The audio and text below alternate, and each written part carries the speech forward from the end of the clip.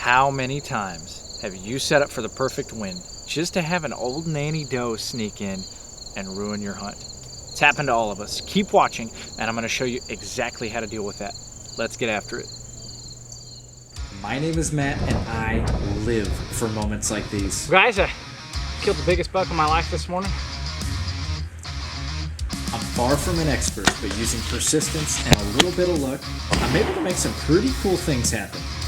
I do my best to capture the entire harvest, the kill, the prep, and my favorite part, the meal. Because to me, it's more than a hunt. It's man versus deer. I can't begin to tell you how happy I am with this deer. What's up, guys? My name is Matt, and this is Man vs. Deer. If this is your first time seeing one of my videos, thank you for giving me a chance, and thank you for clicking on one of my videos. The channel is mostly hunting videos. In fact, it's mostly catch, clean, cook style hunting videos. I try to tell a story. I try to show the whole process, the hunt, the kill, and the consumption. And if you're into that kind of thing, I really hope that you'll consider subscribing. So about 2 years ago, I was listening to a podcast, and I've long since forgot who actually put the podcast out or who the guest was on it. But what did stick with me was the information inside of that podcast. The guest on there was a straight up killer. He kills big bucks, giants every year. And one of the secrets to his success is that he uses vanilla as a cover scent. Now, he doesn't use it to actually cover his scent. He didn't use it to eliminate his scent. But what he did do was use it similar to how you would use a nose jammer.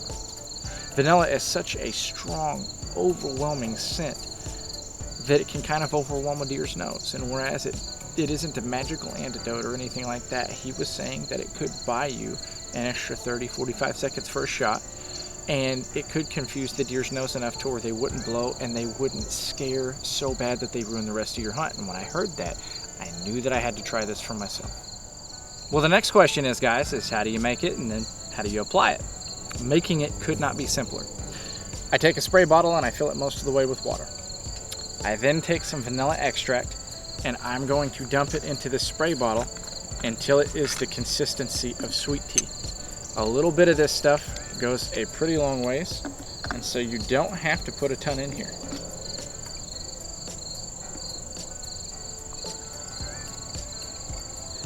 I want it to be about the color of sweet tea. That's how I know I've got the perfect ratio.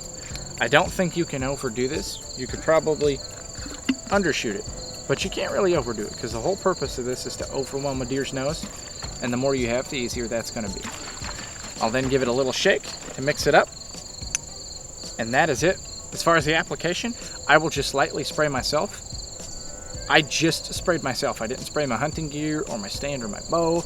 I found that just spraying myself was more than enough to accomplish what I was after, and was more than enough to overwhelm a deer's nose. So the next question is, did this method work for me? And the answer is an overwhelming yes. Last year, and I used it from opening day till the end, I had a total of about 94 deer within bow range. Of those 94 deer, about 30% of them, so roughly 30 deer, came in from the wrong direction or came in from downwind. Or were testing the wind and the wind swirled, and I know for sure that they smelled me. And not one of those deer blew or sprinted off or tore off or made a ruckus and ruined the rest of my hunt. Not one, which is pretty amazing results. So is this method worth using? To me, absolutely. Now, full disclosure, the gentleman in this podcast said this wasn't a miracle, it wasn't an antidote. Deer were still going to smell you, they were still going to figure it out, but what it did do was buy you a ton of time to make that shot, or to confuse the deer, or to confuse it enough to where it didn't blow and run away. And that was my exact experience as well. Most of the time, exactly what would happen is a deer would come in and they would test the wind and get confused. The way I set my stand up, by the time the deer hits the wind wall or where they can smell me, they're within shooting range and they're in a spot where I can kill them.